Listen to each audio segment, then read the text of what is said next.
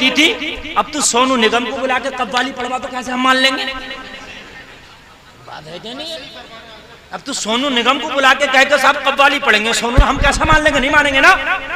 पहले बावुजू होते।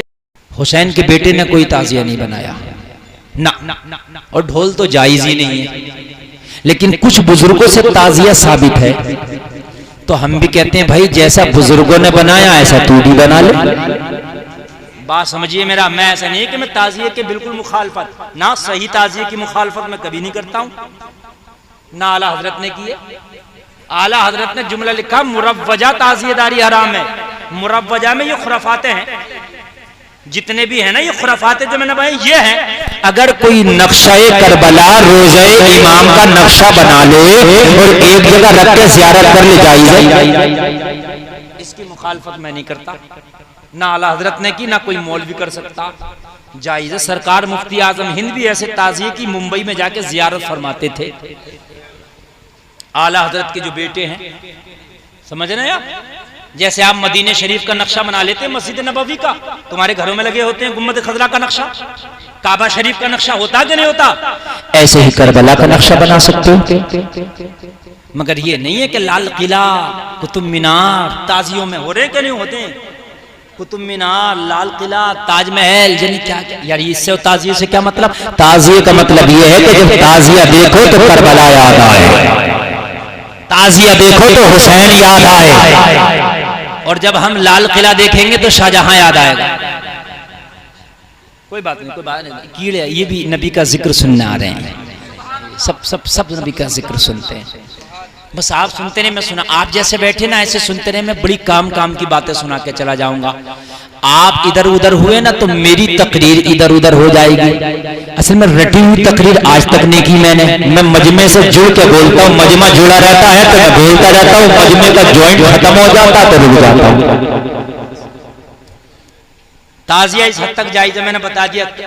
आपने मसला समझ लिया कि नहीं समझ लिया? ये वाला ताजिया जायज है, वो एक जगह रख लिया जाए ज़ियारत, और ज़ियारत भी जब मर्द कर रहे हो तो औरतें ना हो, औरतें कर रहे हो तो मर्द ना हो, है ना। और करबला में सेव परमल औरतें भी चढ़ा रही हो, मर्द भी वहीं चढ़ा रहे, है ना, औरतें भी चढ़ाना है सेव परमल।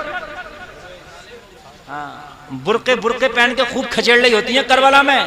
हाँ, चाउमीन गोलगप्पे पकौड़ी हो जाकर मजा लगे ही नहीं करबला में, समझ रहे हैं आप। हाँ, ढोल तो जायज ही नहीं है किसी भी कीमत, कोई सा भी, छोटा हो मोटा हो, घर में बजा ले या बाहर बजा ले, ढोल तो जायज नहीं ना, कहीं से कहीं तक नहीं। कव्वालियां पहले होती थी, जायज है, कव्वाली आज भी जायज है, मगर ये ढोल वाली जायज नहीं है, मज़ामीर वाली जायज नहीं है। कलाम होते थे उसमें सूफियाना, निजामुद्दीन महबूब इलाही की बारगाह में भी होती थी और ख्वाजा गरीब नवाज की बारगाह में भी होती थी, मगर मियां उन वाली होती थी। अब तो सोनू निगम को बुला के कव्वाली पढ़वा तो कैसे हम मान लेंगे? बात है क्या नहीं है? अब तो सोनू निगम को बुला के कहकर साहब कव्वाली पढ़ेंगे, सोनू हम कैसे मान लेंगे? नहीं मानेंगे ना।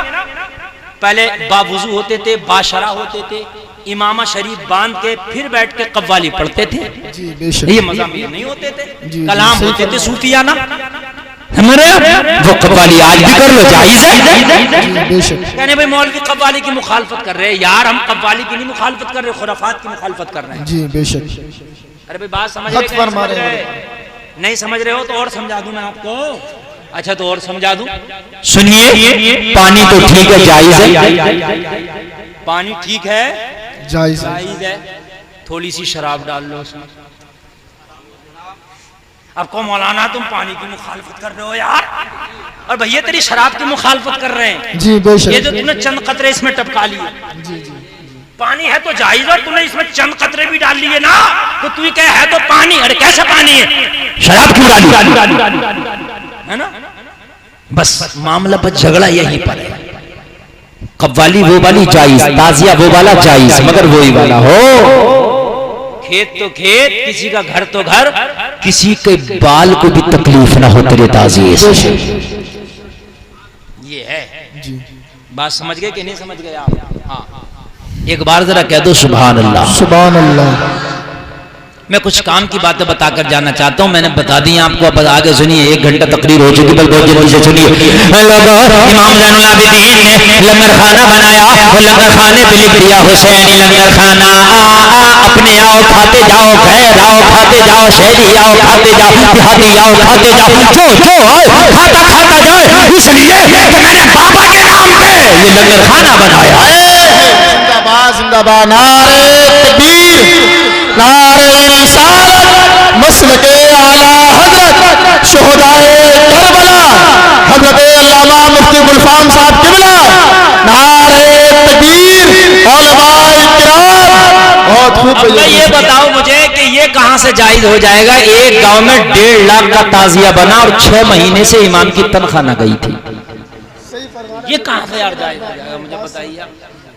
ताजिया 1.5 लाख का बना और तनख्वाह इमाम की 6 महीने से ना गई। पता निकाला तो बोले हजरत चंदा इमाम से भी लिया, तनख्वाह दी है नहीं दिए, चंदा लिया। देगा कैसे नहीं यार, जब जहां 20 लोग इकट्ठे हैं, गरीब इमाम क्या करेगा बेचारा? जबरदस्ती लेते हैं, डंडे लेके घूमते हैं, देगा कैसे नहीं? देगा कैसे नहीं? डंडे टहलने ना, ये हुसैनियत है, खुदा की कसम नहीं है ना। जितना तेरे पास था तो उसके हिसाब से बस बात करता, इससे आगे तो क्यों लोगों पर जुल्म कर रहा?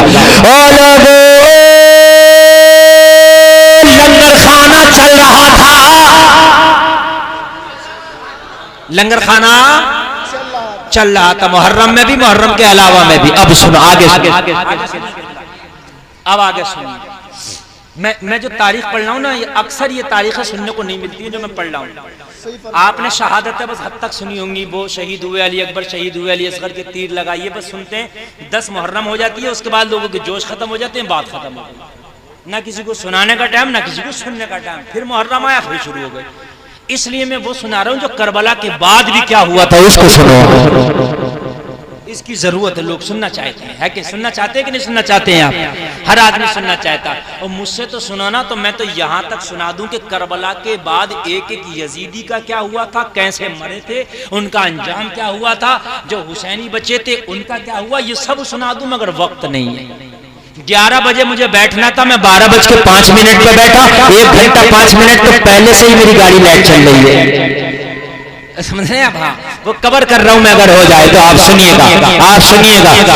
जब वो करबला में, मैं सब साथ में लेकर चल रहा हूं, मैं सब साथ में लेकर के चल रहा हूं। जब करबला में शहादतें हो गई ना, और जब यजीद तख्त पर बैठा, तो मुश्किल से ये 3 साल ही तख्त पर बैठा। कितने साल? उसके बाद ये मौत हो गई। इसकी मौत अभी नहीं बताऊंगा कैसे हुई, बस बात ये सुनो। एक शख्स आया जिसका नाम था मुख्तार सख्फी। ये बहुत बड़ा हुसैनी था शुरू में, बाद में मामला इसका थोड़ा गड़बड़ाया, लेकिन शुरू में हुसैनी था। बड़ा बहादुर जंगजू आदमी। इसने कसम खाई थी, एक कातिल हुसैन को चुन चुन के मारूंगा। एक एक को मार रहा था, चुन चुन के मार रहा था। इसकी फौजें एक एक को ढूंढ रही थी। हुसैन के कातिलों में एक शख्स का नाम था सनान, शेख सनान। अपने आप को शेख कहलाता था, मगर हुसैन के गले पे सबसे पहले खंजर चलाने वाला यही जालिम था।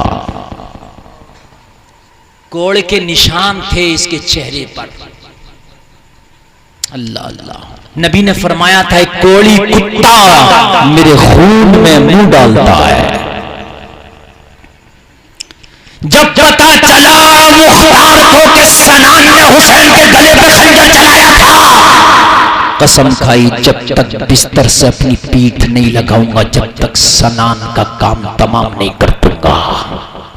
कसम खाई। फौजों को भेजा चारों तरफ, पताल में मिले कहीं मिले, सनान चाहिए। कौन चाहिए? सनान चाहिए। लोगों, ये खबर सनान को मिल गई कि तेरी तलाश में मुख्तार की फौजें घूम रही है। लोगों, सनान ने अपने गुलाम को लिया और गुलाम को लेके बोला कि एक काम कर, मुझे यहाँ से बाहर निकाल दे। अगर बाहर निकालने में कामयाब हो गया तुझे इनाम दूंगा, अगर मैं बाहर ना निकल सका तो मुझे मुख्तार की फौजें तलाश करके मुख्तार के पास ले जाएंगी। मुख्तार मेरा सर कलम करके मेरे लाशों को चौराहे पर लटका देगा। चील कुत्ते मेरा मांस नोच नोच के खाएंगे। बड़ा सख्त आदमी था। अपने गुलाम को लिया, कहने लगा तू भेड़े चराने जाता ना, भेड़ों के रेबड़ में मुझे ले चल और मुझे शहर से बाहर निकाल।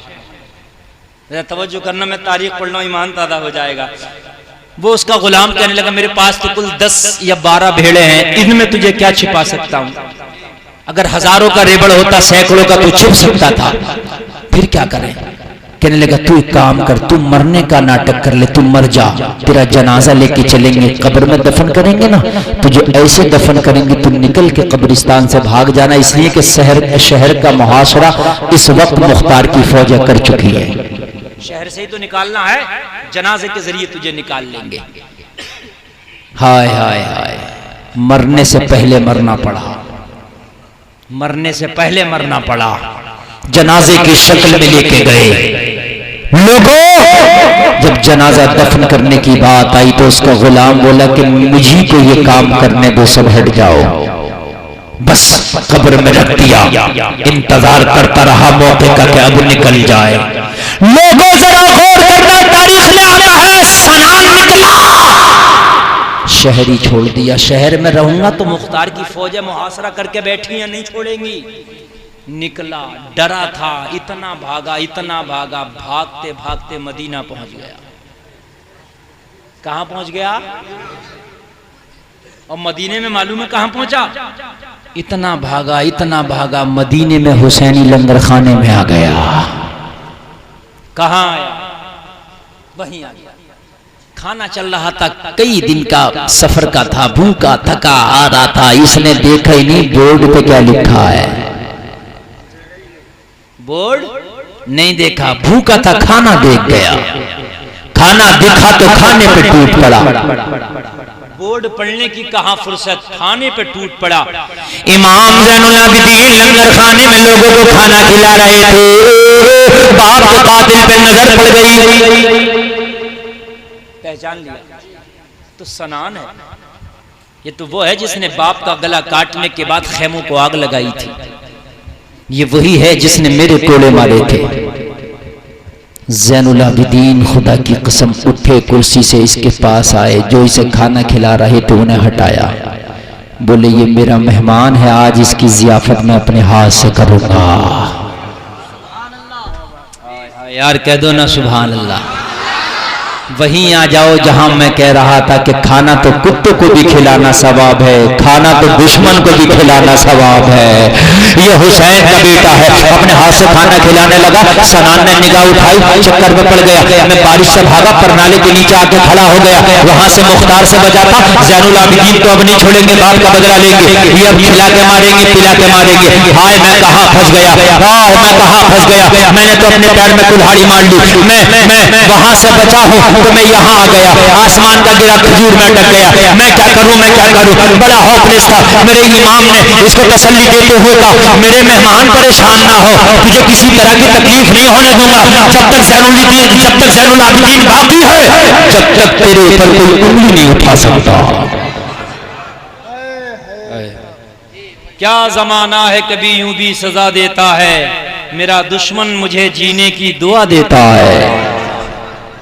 ये सोचने लगा ज़ैनुल आबिदीन ने, शुक्र है मुझे पहचाने ही नहीं, अगर पहचान लेते तो ये मामला पेश ना करते। अल्लाह अल्लाह, शुक्र है। फिर आराम से खाया। जब खाना खिला के निपटा ना मेरा इमाम, तो मेरे इमाम ने कहा खाना खा लिया, मुसाफिर कहाँ जाएगा, मदीने में तो तेरी कोई जान पहचान भी ना होगी, गरीबुल वतन है। कहने लगे शाम को भी मेरे लंगर खाने में ही आ जाना, यही खिला दूंगा। और कहां सोएगा? यही बिस्तर लगा दूंगा, यही आराम कर लेना। अल्लाह अल्लाह। सोच रहा था कल इसका बाबा भी मेरा मेहमान बना था, मैंने क्या किया था, आज मैं बना हूं मेहमान, तो मेरे साथ क्या हो रहा है। लोगों 3 दिन तक खाने खिलाए, ज़ियाफ़त करी। 3 दिन तक खाना खिलाने के बाद इसे डर लगा, ज़ैनुल आबिदीन ने तो नहीं पहचाना, अगर किसी और ने पहचान लिया तो बता देंगे, और बताने के बाद फिर काम खराब हो जाएगा। बिस्तर बांधा, इमाम ज़ैनुल आबिदीन का लंगर खाना छोड़ने का इरादा कर लिया।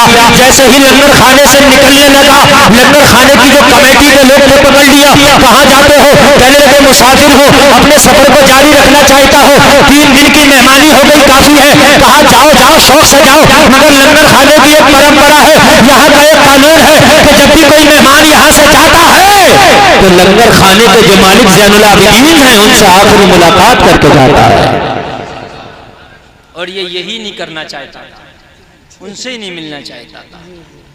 कहने लगा मुझे जाने दो जल्दी, कहना जाओ आपको रोका नहीं जाएगा, लेकिन आखिरी मुलाकात हजरत से करना।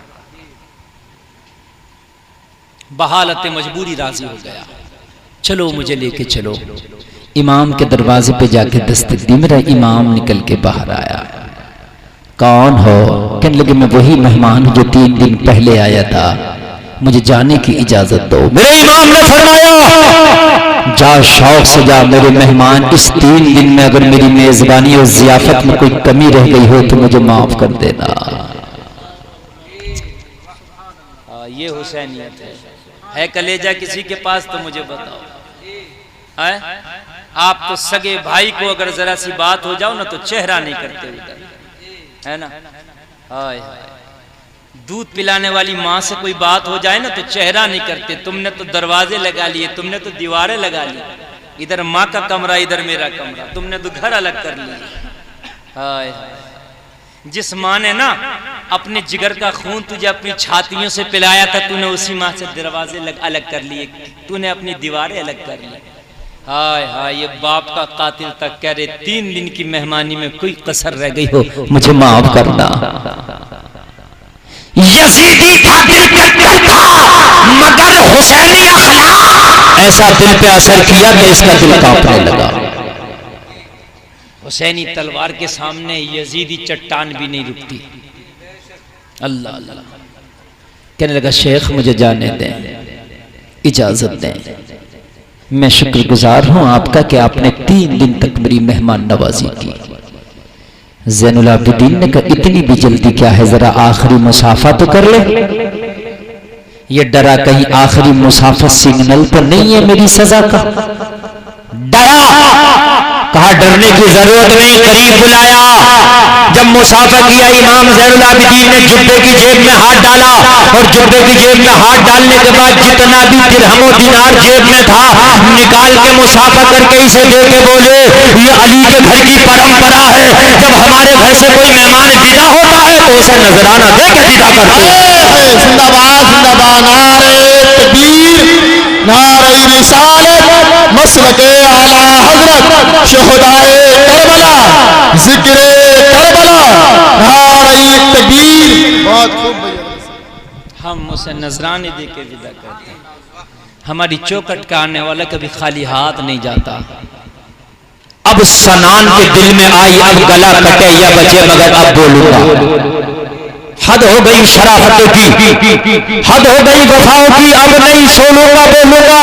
कहने लगा हुजूर शायद आपने हमें पहचाना नहीं, अगर पहचान लेते तो खाना नहीं खिलाते, पहचान लेते तो शरबत नहीं पिलाते, पहचान लेते तो बिस्तर नहीं लगाते, पहचान लेते तो नजराना नहीं देते। शायद मुझे पहचाना नहीं। मेरे इमाम ने मुस्कुरा के फरमाया गलतफहमी है तेरी, मैं तुझे कल करबला में भी जानता था और 3 दिन पहले मेरे लंगर खाने में आया, मैं तुझे जब भी जानता था। जिंदाबाद जिंदाबाद। मैं तुझे करबला से कयामत तक जानता हूँ, मैदान महशर तक तुझे जानता हूँ। तो कहने लगा इमाम फिर ये कैसी वफा है,